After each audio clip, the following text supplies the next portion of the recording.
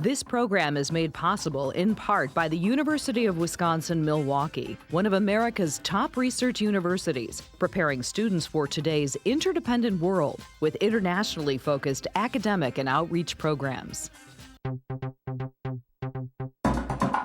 The Institute of World Affairs at the University of Wisconsin-Milwaukee presents International Focus, a weekly discussion of the people and events behind today's global headlines.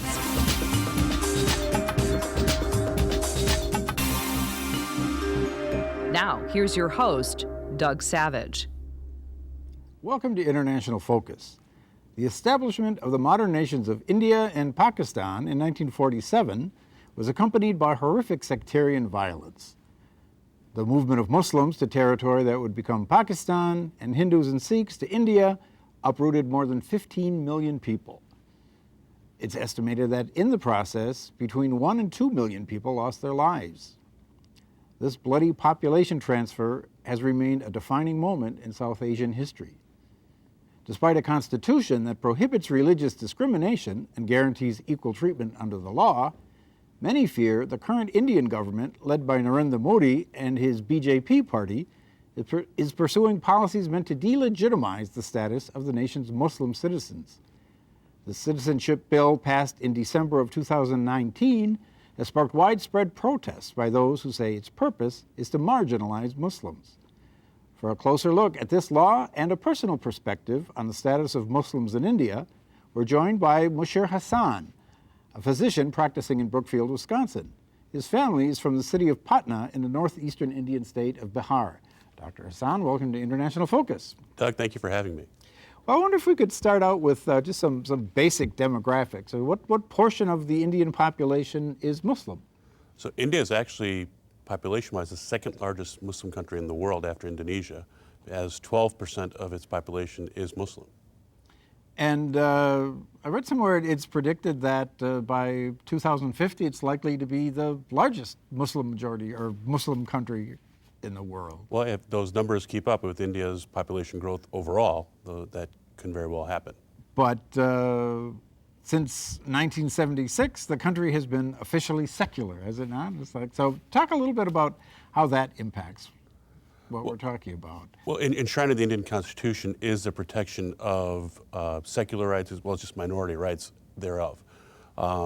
India is a polyglot of cultures, and so you've got not just Hindus and Muslims, but you've also got Sikhs, Jains, and other religious communities, including Christians and Jews, that are all present in the subcontinent. They've been present in the subcontinent for generations.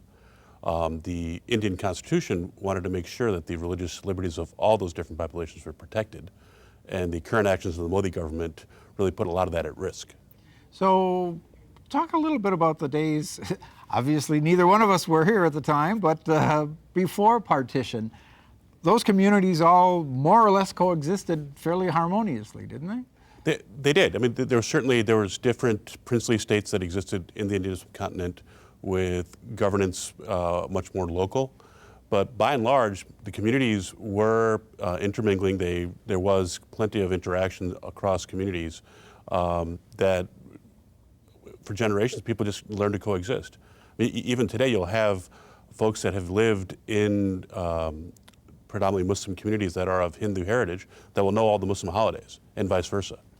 Well, in fact, there were languages like Urdu and Dakani that were almost sort of blended languages that came out of that interaction, right? Yeah, this has been helpful for me. I actually grew up speaking Urdu, and though my Urdu may only be at a middle school level at this time, nonetheless, I can still understand patients that speak Hindi because of the crossover of vocabulary that exists between the two languages. Well, it's interesting. In the days before partition, Muhammad Jinnah, who was, of course, the founder of Pakistan, right, had a quote in 1916 when he was talking about that sort of polyglot and blended culture, and he said that fears of Hindu domination, this is 1916, were, quote, a bogey put before you by your enemies to frighten you, to scare you away from cooperation and unity, which are essential for the establishment of self-governance. So there was a time when that sort of cross-cultural harmony between the cultures was seen as being very beneficial to the project of Indian independence, right? And look at his words. He says cooperation and unity. So he's recognizing the importance of having the Indian nation united together against the British. And in order to do that, they had to have the cultures cooperating together as one unified front. So that was 1916. The Muslim leaders saying, you know, we're all Indians. We should work together towards our independence. And yet, several decades later, at the time of partition, things had become much different. So what do you think happened in those intervening decades to make the violence around partition possible? Well, I think Jinnah was quite astute in also saying that look at what they're going to do to help let us not be successful with independence. They're going to try and divide us along sectarian lines. And he was pointing out that the British will try and do this, so let's be very careful that they don't do this. And ultimately, that sort of disunity will lead to us being unsuccessful to gain independence. And he was recognizing that disunity would be hurtful to the Indian nation in general. Well, it's the classic divide and conquer of Yes. the colonialists, Yes. right? So how was that accomplished? I mean, what kinds of things? I mean, do you have any stories from relatives in your own family that talk about that period? I mean, I think that the issue of being able to divide the country up led to, you know, as you said during partition, a number of families asking, what are we going to do? Will we feel safe in an environment where we may be minority rule only? And will we feel safe in this, as Jinnah referred to, you know, quote, Hindu domination? But that was more of a boogeyman, as he says, that was being put forward by the British to allow their view of how things should be divided to propagate. Well, and there's an interesting sort of opposite phenomenon where early on Hindus didn't necessarily see themselves as one unified community. I mean, there were Hindus of varying political stripe. There are Hindus that actually practiced their faith differently. So what was the process that sort of united that community? Well, I think here we have to give credit to Mohandas Gandhi and his ability to really speak from a nonviolent standpoint to unite the community along a common goal. I think we also have to recognize that from a Muslim Indian perspective, there are Muslims that also felt very much against having India divided into a Pakistani side and an Indian side because of all the Muslim heritage and history that existed in India. And it's been there for generations. And you know, we can touch on this a bit later, but that has become a source of controversy as well. That Indian heritage, that, you know, that somehow the Indian heritage within the country was not authentic. That these were invaders from the outside, right? And you hear some of that rhetoric. And you're hearing that rhetoric right now from Modi and the BJP, talking about those that are coming from the outside as infiltrators. They're specifically using language of that nature, infiltrators, to otherize these folks that have been in India for generations. Well, let's talk a little bit about the origins of the BJP. Talk a little bit as well about an affiliated organization from, many would argue, which the BJP sprung, and that's the RSS. So what was that, or is that? So the RSS is a very pro-militant, ultra-right-wing, Hindu nationalist movement that exists in India, strong ties to the Nazis in the past. And that's not just rhetoric. I mean, literally, they were very enamored of the European dictatorships during that period. When you cite Mein Kampf in some of your literature, you're clearly enamored with the Nazis. And so this is a very problematic group that has militant ties that's been designated by a number of nations, including our own, as a terrorist organization. So part of that was they were uncomfortable with this idea of secular India, right? I mean, they were promoting the notion that even the name India should be jettisoned in favor of Hindustan because it was in fact a national polity. And this gets to the discussion of what does Hindutva mean, and just having this ideal that India is a Hindu country and has always been a Hindu country in its heritage and should therefore always be for Hindus only. And those that are not Hindu should be regarded as infiltrators, whether they be Muslims, Christians, Sikhs, Jains, what have you. So, and you know, it's significant that the person who assassinated Gandhi came from this movement, did he not? He did. And he's actually celebrated by the RSS and some senior leaders of the BJP. Prime Minister Modi having gone to the assassinator's shrine to pay respects is quite disturbing. That here you have someone who assassinated Gandhi being celebrated, and his notion for assassinating, the RSS notion in this regard, was that because Gandhi was preaching a secular India that would be united amongst many faiths, they viewed that as being antithetical to their view that India should be a Hindu nation only. So, let's stay on that topic for a moment. And this idea that, we have a multicultural, pluralistic society was viewed by people in that movement as actually a betrayal, wasn't it? The RSS certainly viewed that multicultural, pluralistic movement as betrayal. But let's bear in mind, most every right-wing movement is going to view pluralism as betrayal. Because the nature of being a right-wing, basically racist movement is going to be that you consider yourself to be better than others. So you're going to be, that's anti-pluralistic at its core. So it had its origins, I think it's like 1925 or nearly that time, but was largely marginal for a very long time. What allowed it to sort of move to the center of the political spectrum? They've had an increasing role in the political sphere in India. And as a result, they've been able to use some of these more militant tactics to garner up support and actually really incite communal violence through the years in India. That has gotten the RSS into trouble with the Indian government because they've been shown to be inciting communal violence. And as a result, they've been outlawed by the government a couple of different times in the last 50 years. So let's just clarify a bit for our viewers what the connection is between this movement that we've been describing, the RSS, and Mr. Modi's party, the BJP. What is the formal institutional connection? So the members of the BJP, there are some senior members of the BJP, including the Prime Minister and the Foreign Minister, that have previously been part of the RSS. Certainly as they've risen up the political ladder, they've disavowed any close relationship and card-carrying membership.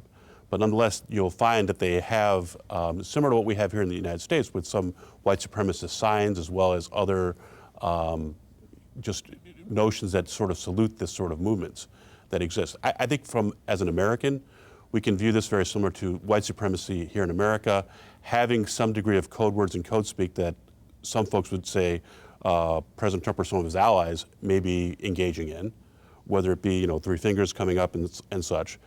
And the same sort of relationship exists here, where you have a political party that doesn't mind the support, but certainly doesn't want to necessarily be broadcasting that they are, in fact, supported by a hate group. So we've talked a lot about Prime Minister Modi. Let's discuss his background. I mean, where did he come from as a politician?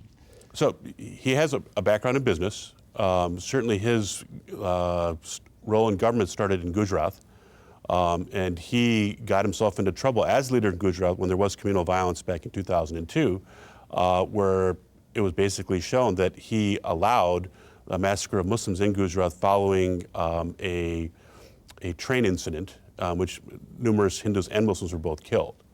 And the violence thereafter caused the government to really look the other way while violence was inflicted upon the Muslims in Gujarat. That lack of leadership on the part of Prime Minister Modi caused him to be a persona non grata in the United States and United Kingdom for a number of years. And that was only reversed after he became Prime Minister, where he was allowed to have the diplomatic immunity to be able to travel to those countries. So there was a sequence of events around that time that I think is illustrative of some of the things we're talking about, beginning with the destruction of a mosque. Talk about that, if you would. So there is, in the city of Ayodhya, India, there's what's called the Barbary Masjid. For Muslims, it's believed to be one of the older masjids, that is a mosque, in India. For Hindus, it's believed to be a holy site in which a god is supposed to have ascended from. And so this is now a disputed area. There was talk amongst those that felt that this site should be reserved for Hindu worship, being pushed forward to say, look, we need to have this site back and return to the hands of the Hindus. Certainly, government officials felt that this would be potentially another source for communal violence, and they wanted to try and intercede to not let that happen in a violent way. Unfortunately, they were unsuccessful, where the mosque was actually raided by vandals and destroyed by basically RSS-minded individuals. Well, and just to underscore that, I mean, it was literally razed by mobs, right? Yes. It was not a few windows were broken or anything. No, mobs literally carrying pitchforks and axes razed the mosque to the ground. And that certainly set off some communal violence in India thereafter as well. And that's somewhat been a source and a manifestation of what the RSS could do. And so as Indian Muslims look, they see, wait a minute, an ultranationalist party is willing to completely raze our house of worship with complete disregard for the Constitution, and the police state's willing to look the other way. This becomes a very problematic individual. And again, for us as Americans, somewhat similar to what African Americans experienced in the South with church burnings. So following on that, there's this incident with the train. There's a train that actually pulls out of the station and then stalls for mechanical reasons, right? And then what happens? Then the train gets set on fire. And depending on who you read, you'll have different factors on who to blame. But certainly what this caused was there was an accusation that Hindus in the train were murdered by Muslims, and Muslims set the fire. Thereafter, there was retaliatory violence in Gujarat against Muslims. And this is where the governor at the time was Mr. Modi. And he basically looked the other way and encouraged his police to also look the other way while this violence was being inflicted upon the Muslim community. So, as you say, he's sort of in the political wilderness for some time. And talk a little bit about how he was rehabilitated politically. I mean, he's been able to sort of rebrand himself as not being this ultranationalist, nativist, racist, basically, to more, I'm the advocate for business, and I want to make sure I grow India from an economic standpoint. And also, he wants to transform India from being a, quote, third world country to more of a first world country that's competitive on economic fronts. And he's doing that by also addressing some of the more social ills that brand India to be a third world country, such as the lack of easy access to public toilets. So 2014, he wins, 5-year cycle. 2019, just last year, he stands for election again. What happened then? So in 2019, he becomes emboldened. And he becomes emboldened to now start preaching very typical Hindutva philosophies. India is for Hindus. He says that he's going to negate Jammu and Kashmir's independent status and the fact they have the special designation that they did. He says that he's going to demand that those that are in the country as infiltrators need to demonstrate their citizenship. You spoke about the Citizenship Amendment Bill, but really before that is more the NRC, which is the National Registry of Citizens.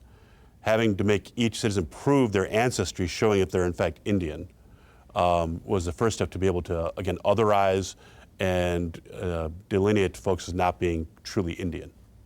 So we had an earlier show specifically looking at the situation in Kashmir, but just talk a little bit about that. I mean, how the status of Kashmir was changed. It was originally given a high level of autonomy in the Indian Constitution, and the Modi government has decided to take that away. So what does that mean for Muslims living there? So Kashmir is the only Muslim majority area of India. The Indian government has occupied it essentially since 1947.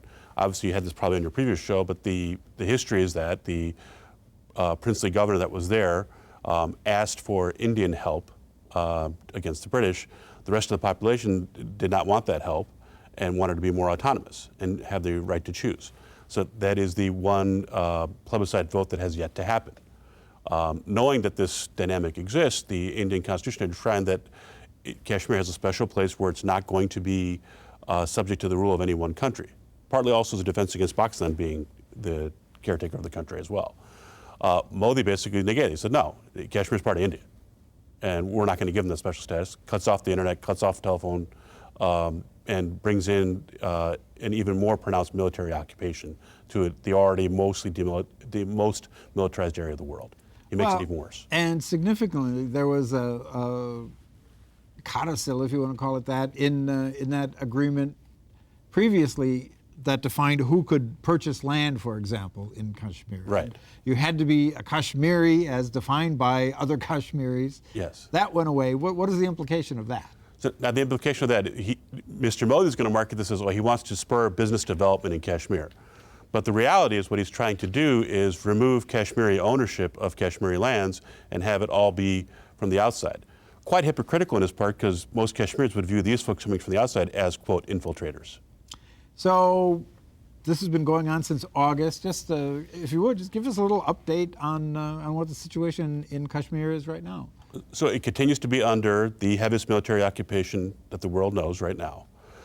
There continues to be difficulty in contact with relatives that are in Kashmir. Internet's still highly restricted. Telephone is still highly restricted.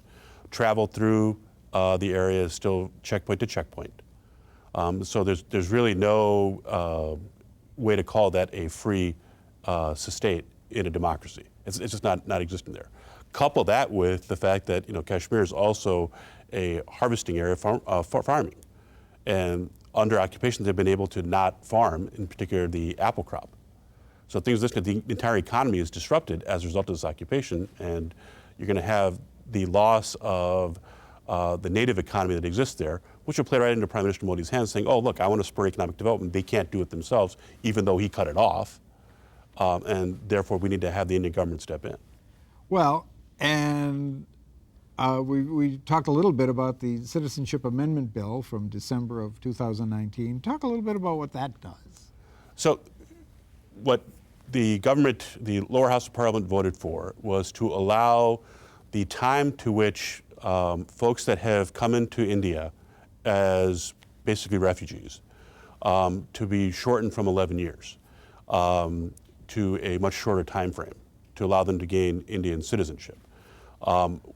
The difficulty with the bill is that it specifically cites Afghanistan, Pakistan, and Bangladesh emigres, and cites specific religions, all of which are not Muslim. Muslims are specifically excluded. This is what's got people very upset, where never before has any government been so blatant and blunt about having specific religions cited to make it so obvious that they're targeting a bill against Muslims.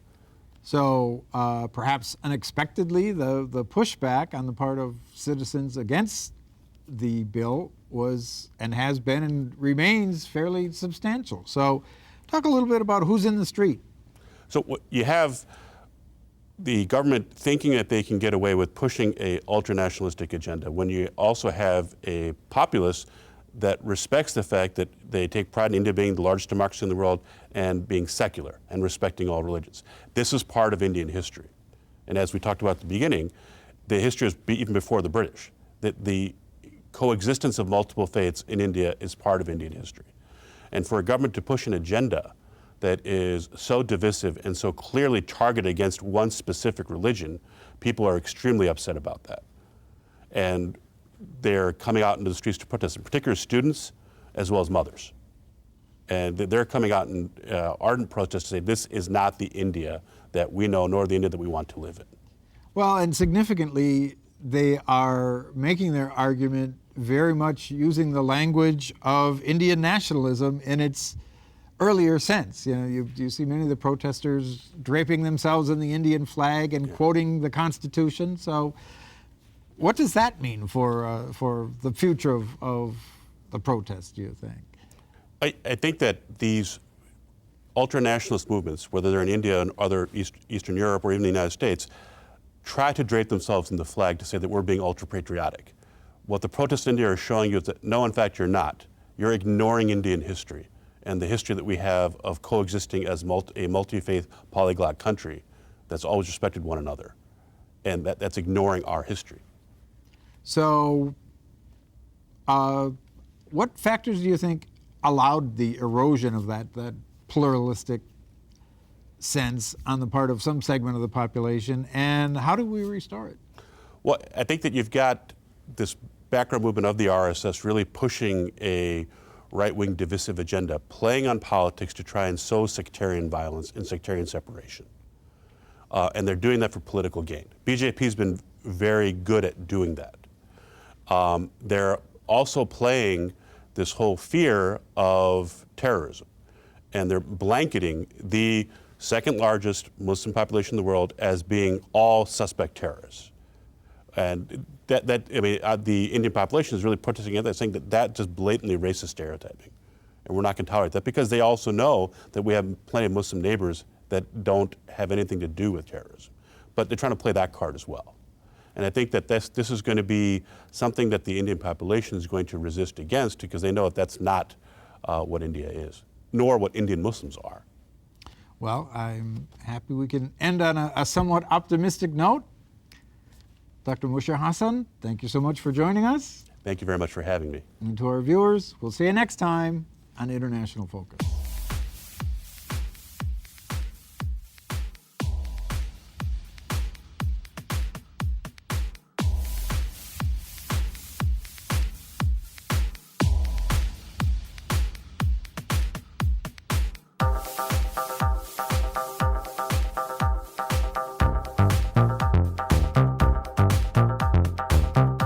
This program is made possible in part by the University of Wisconsin-Milwaukee, one of America's top research universities, preparing students for today's interdependent world with internationally focused academic and outreach programs.